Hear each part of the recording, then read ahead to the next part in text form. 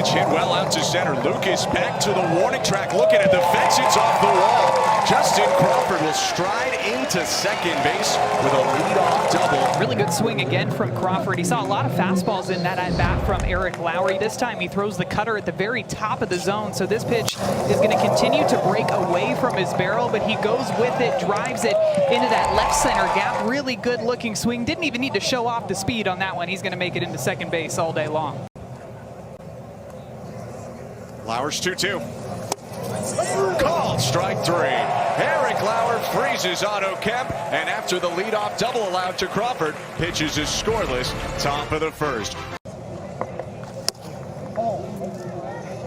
And part of it is this. He's just not going to expand. He's going to make you come after him if it's October. Call of the ball. The catcher is challenging. And now we have our first ABS review. Catcher challenge initiated by Rafael Marchand. And the pitch will stay a ball. Calls confirmed. Philadelphia has one challenge remaining. Just outside, and Kirk taps the helmet. He thinks he's got a shot here to punch out De La Cruz on an ABS challenge. Calls the ball. The catcher is challenging. All was a ball to make it 1-2 if it stands. And it will stand. It was just a hair Calls outside. confirmed. Toronto has one challenge remaining. Bouncer to third. Okamoto charges, gloves, and throws on the run in time. Nice play by Kazuma Okamoto. And there's one out as De La Cruz moves up to second. Sometimes you get that ground ball and it's just not hit hard enough to turn two, but really impressed by the arm strength that we just saw from Okamoto. He's playing all the way back behind a third base, has to run to his right and then charge this ball, throw it on the run. Very quick transfer from glove over to his bare hand. Joining us from the dugout for the top of the fifth inning, the man who has more hits in a single postseason than anyone in the history of Major League Baseball, Ernie Clement. Ernie, thanks so much for taking the time. What's up, guys? Let's go. Happy to talk with you, Ernie. I have to ask you, I would imagine that having 30 hits in a postseason changes the way that your life is. What was it like going back home to Rochester? You're now maybe best friends with Josh Allen. You guys were hanging out in the offseason. So what's it been like after that great run for you guys last year? Well, it was really nice to go home and spend some time with the fam, some buddies. It was really good. So here we go. Come on, baby. Ground ball to Josh Kasevich, and he'll throw across to But yeah, I don't know if Josh and I are best friends yet, but we'll try to get some golf in or something at some point. Those guys in Buffalo were awesome. I had so much fun hanging out with them, but it's business as usual, right back to work. Quick off season, so we're ready to roll. Ernie, when I think back to last season, there are so many individual memories and highlights that come to mind, but I'm curious, what's the first thing that you think of or your favorite memory from last season? It's got to be George's homer in Game 7 against Seattle. I kind of blacked out after it went over the fence, but to me, that was one of the coolest sports moments I've ever seen in my entire life. Georgie right here, right next to me, but what a player. There were so many intangibles, it feels like, and I think we're getting a look at one of those intangibles right now of what made that team so special. What are some things that you felt when you were in the dugout competing for the Blue Jays last season? Yeah, I mean, we're all on the same page, especially offensively. We had a team identity that we really leaned into, and it was an everyday thing. The consistency was there. We were one of the best offenses in baseball, and we relied on each other. It wasn't one guy trying to carry the load. It was 1 through 9, and 1 through 13 position player wise guys coming off the bench getting the job done. So it was truly a team effort. Ernie, let's flip it around to the defensive side. You played so many different spots last year, including a lot of first base. Now it looks like you'll be, for the most part, playing second. What has that been like, getting to work consistently at one spot? Yeah, it's a little different. I'm still kind of, I like to bounce around. I like to take ground balls at shortstop early in spring, get the arm going a little bit. But it is nice kind of concentrating on one thing. But a little change of pace. Himmy and I are getting to know each other up the middle pretty well, so we're ready to roll. I know it was a quick turnaround, quick offseason for the best reason, right? Making it all the way to the World Series. But what are some of the things that you worked on this offseason that you're taking into spring training? Yeah, I wanted to make sure I was healthy. I think that's the main thing coming off a long run like that. The body can take a little bit of a beating, but continuing to get stronger and healthy and just kind of build off of last season. To me, the postseason went really, really well, and I just want to continue to build on that and get better every day. And congratulations, by the way, Ernie, on Team USA for the WBC. Yeah, Thank you very much. How excited are you for that, Ernie? Yeah, I'm fired up. I'm fired up to represent the country and go to war with those guys is going to be pretty special. Getting to play with some of those really good players that you're used to playing against. So it'll be fun to share a clubhouse and share a field with them.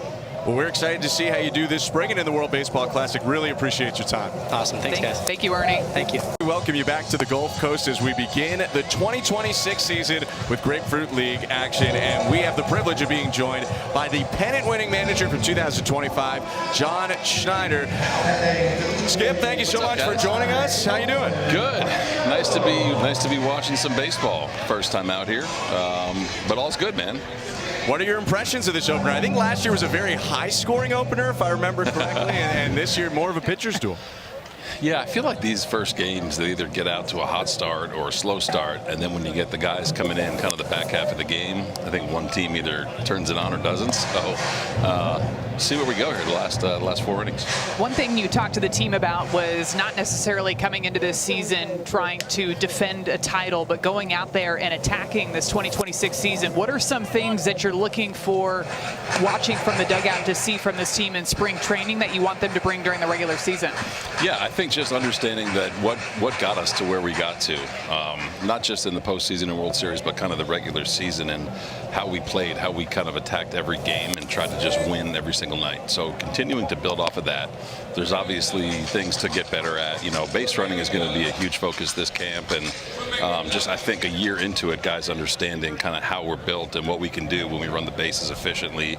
Not so much stealing bases, but just running them efficiently. So things like that, bringing the guys together, kind of forming that bond or building off of that bond that we had, and not resting on any success that we had last year. Everyone starts with a 0-0 record when the season gets going, and you gotta hit the ground running. Can we take it back for a sec to the end of last year's Varsho charges one left field. That ball is deep, and it's gone. There we go. The luck of the skipper, Dalton Varsho, and the Blue Jays take a 1-0 lead. If Varsh can keep doing this and stay healthy, man, we're looking at a big year out of him. It's so cool to see him have like a normal offseason, not have to rehab anything, not have to deal with injuries, and just really kind of pick up where he was. He's been awesome, man. We're looking for a huge year out of him. I wanted to ask you about him, too, because something that he had mentioned was the consistency, bringing that consistency with his bat every single day. Now, we see the power, but what is it from your vantage point that leads to the success that he has when he's out there on the field? Anyway, Dalton, I'm talking good about you right now. I think he plays the game the right way. Every day he helps you win every single night, whether it's at the plate, on the base, or at the plate on the bases or in the field. I think just sticking within a consistent approach. He's gotten to the point he really understands pitches he can handle and feels good. And with his mechanics, he's not tweaking anything. He's spent the last couple of years kind of changing some things here and there. So I feel like he's just in a good spot, and it's going to be a productive at bat every single time. How has his role changed from since he's got here? Because he entered a very veteran outfield when you guys first picked him up, and now you hear him talking about helping out other guys, whether it's a Jesus Sanchez coming in or maybe a Barger who's taken on a bigger role in the outfield. What's it been like to see Dalton grow off the field too? Yeah, it's been cool. When he came in, he was kind of quickly a clubhouse favorite because of the way he plays, and watching him evolve. Playing with George and KK, it's just like one of the elite defenses, and I think he always knew exactly how good he was. And now to see him kind of sharing insights and really taking charge of drills, taking charge in the outfield, kind of exactly what you're looking for out of a center fielder. So it's him being more comfortable. It's him just kind of showing everyone how good he is. Sticking with this offense as a whole, something that we saw really all season long, but especially during the postseason, was just the way that this offense was able to wear down pitchers. A new pitcher comes into the game and they wear down somebody else. How is this team able to work on that so that they can continue that trend going into the season? I bet we Schneeps. Yeah, that's kind of, I think when you have success doing something, you have to continue to build on it. And that culture that Pop and Lou have created, and that with Cody Atkinson, it just gets contagious. And I think us understanding too kind of the skill sets that we have. We have the ability to drive the ball to the ballpark. We do make a lot of contact, and we're leaning into that. So 1 through 9 every night, it's just kind of do your job. And then as the game unfolds and as the pitcher gets a little bit deeper in his pitch counter, as a reliever comes in, you're kind of just ready to roll and not trying to do too much. So that's been our MO. It was obviously very successful for us last year, and I think another year into it, everyone kind of understands their job, understands what they're good at, and you kind of just keep the baton rolling down the line. How do some of your new pieces fit into that mantra that you're talking about, whether it be an Okamoto or Jesus Sanchez, or it might not just be a position player, it could be a pitcher as well? Yeah, I think, when we're acquiring guys, we're obviously looking for talent, but we're obviously looking for pieces that fit. So with Okamoto, I mean, he's a guy, he can kind of do both. He's going to make contact. He has the ability to hit, 30 home runs. We're looking for him to do a little bit of both. So again, when we're identifying these guys, it's not asking them to do anything they haven't already done. It's just trying to find the right piece, and then you can have some variations up and down your lineup. It's not just 9 guys doing the same thing, either trying to hit a home run or just trying to put the ball in play. We got guys that can do one thing or the other, and it kind of plays well off another. From a pitching side, it's you can look at it 2 ways. You bring in a guy like Dylan Cease, who has electric stuff and we think has the ability to really continue to grow here. Strikeouts are there, durability is there, so you try to add some swing and miss at the front end of the rotation. And then Tyler Rogers, kind of the flip side, to where he's durable, he's efficient, he limits hard contact, and so we're trying to take advantage of our elite defense behind him. So really just the talent is one, but then trying to find out how they really fit with what we're already good at. Last one here for you, Skip. Leo Jimenez at the plate right now. One of the many guys that you have that will participate in the World Baseball Classic. What's that been like for you both, excitement-wise, and I imagine a little bit logistically there's a lot to deal with so many guys going to the WBC? Yeah, about a week or so we're going to lose our whole infield in Kirky. For one, I think it's cool. The event has gotten really popular, and I think it's cool that guys are going to go represent their country. As a manager, and I'm sure I speak for the 29 others, you want to make sure that the guys are, getting what they need and that they're performing well and that they're staying healthy. You always feel like you have a better grasp when they're here, but I think the guys that are going, they've been doing it long enough to where they understand what they need. So it's a little different. They have a little bit of a set schedule as to when they're playing, kind of a deliberate build-up, so we know what they've done before they leave, and then it's just us and myself being in touch with the managers while they're away, making sure that they're getting everything they need. Well, we look forward to seeing both your players in spring training and the World Baseball Classic. Thank you so much for the time. Yeah, you bet, guys. Good to do this. Talk to you soon. Thank you. All right. Called strike 3 and an immediate challenge asked by De La Cruz. The Phillies have used one. This is their second challenge. The call was a strike, and the challenge reveals that it just was a strike. Philadelphia is out of challenges. So that will be it for the Phillies challenges. You get 2 in the game, and they missed on both. Keys rocks the ball to right field, way back, and that ball is way gone. Taking advantage of the opportunity, Sean Keys with a missile out to right field. And the Blue Jays lead 3-0. You can see with that swing, he has power that he makes look effortless when he swings. Ended up with 19 home runs last season, 72 RBIs, and you can see exactly why.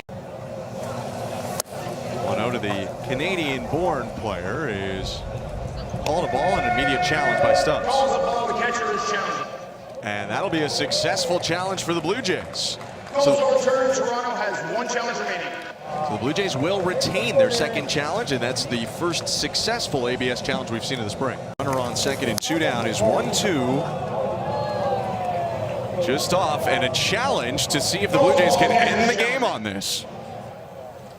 Aaron Parker has asked for it, and it just missed the play. Calls confirmed. Toronto is out of challenges.